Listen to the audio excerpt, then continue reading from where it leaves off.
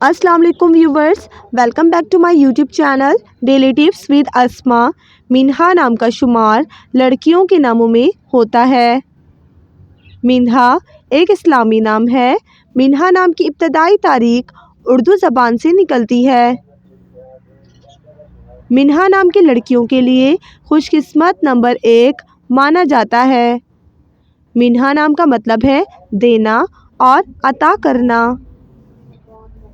खुशकिस्मत दिनों में इतवार और मंगल का दिन शामिल है।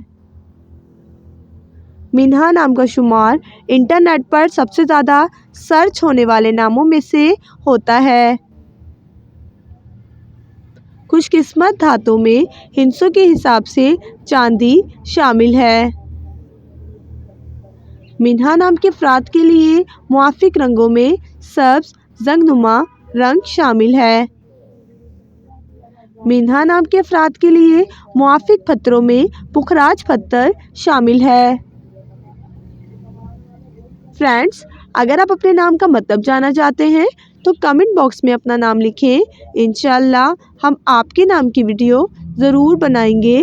Thanks for watching. अल्लाह हाफिज़।